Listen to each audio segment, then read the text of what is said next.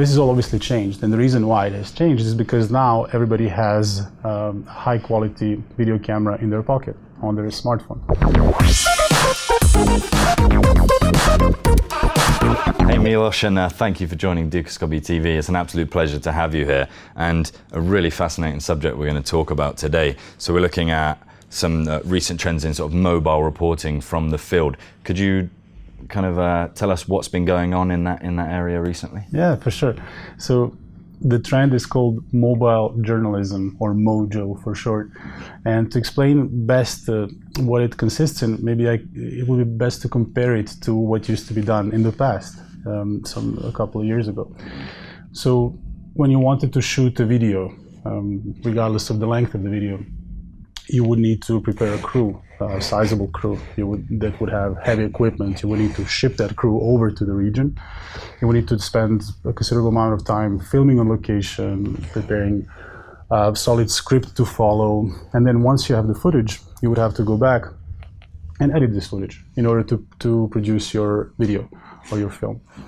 This has all obviously changed, and the reason why it has changed is because now everybody has a high-quality video camera in their pocket, on their smartphone.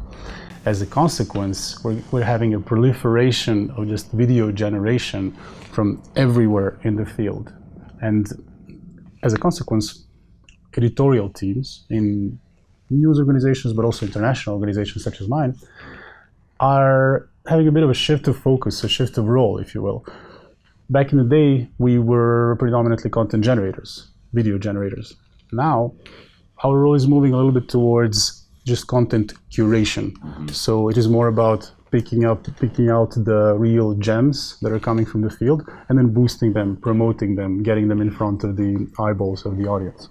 I'd say, are you also sort of asking for content to be sent to you as well? Absolutely, absolutely. So a big component of just getting quality content is encouraging people to film it, and also giving them the tools and the know-how to do it. So we're currently, for example, running a pilot project in West Africa where we have distributed mobile phones to some of our staff on the ground and encouraged them, gave them training to just go around and film what is happening in their daily work, and then send it back to us so that we can promote, as I said, some gems, some high quality content that audiences might like. But perhaps I should go a little bit more in depth and explain what this, let's put it this way, pure mobile journalism consists in. And what is happening is that now you can produce even broadcast quality level content on your mobile phone. So not only for the web, not only for sharing on social media, but also to be broadcast on BBC, for example. You're having people who call themselves mobile journalists that have simple backpacks where they have their smartphones, they have their tripods, some lighting, some audio equipment, and they just go out into the field, film their pieces, and then these pieces get broadcast on the evening news. It's all it takes is just a little bit of equipment and some ingenuity and some knowledge of how to use that equipment. Is there a worry that with all this footage, like you say, you're struggling to sort of find the gems and stuff, but then these people who are out there filming it and it's being taken, are they getting credited for it as well, and getting some kind of remuneration as well? Yes, so in our case, speaking for the ICRC, typically the content that we get comes from our staff in the field. So this is not typically one of the issues, let's say illegal issues that we face, because the staff that gathers content is our staff. But it is a very good question in that some legal issues might arise from, for example, filming the faces of people, which comes across differently in different cultures. So there are some cultures where we're perhaps disinclined to feature in videos or in content in general, and in those cases we have to be very, very careful to always make sure we have the consent of the people being filmed. And so going forward, how do you see it changing? You say that you have people working for you who are filming stuff there. How do you see it changing and developing as we go forward and becoming more streamlined, I guess, in a way? Well, going forward, I see a proliferation of not only mobile journalism, but also slightly different ways of capturing video to begin with. And two trends that I see that are already reaching maturity, I think, are 360-degree video and virtual reality. So 360-degree video is, well, we have all seen it. I think it's a video where you can look all around yourself, so seeing a scene from every angle, which gives you a little bit of a feeling of being immersed into it.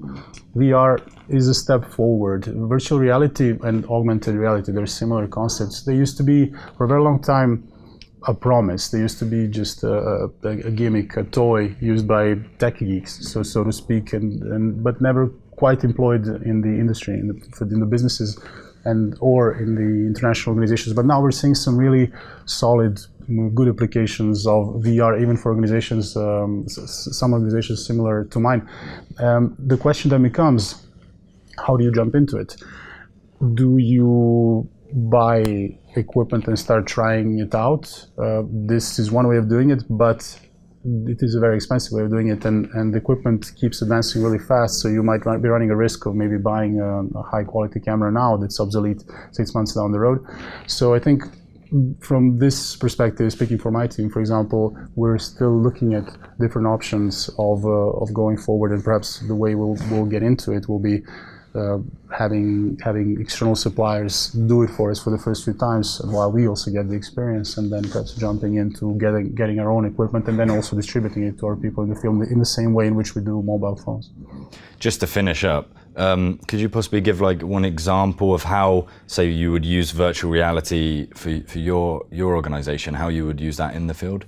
Yeah, so one example that other organizations have already explored was speaking to donors, so showing our donors a first-person view of the work that we do in the field. Because it is one thing to write reports, even to shoot videos or tell people about it. It's a completely different thing to be there in a hospital as the ICRC staff is helping people, or as airdrops are being delivered, or as medical aid is being administered. It's a whole new level of involvement. Milos, thank you very much. It's been a pleasure. Anytime. And thank you for watching. And to find out more information and to watch more videos like this, please head over to dukascopy.tv.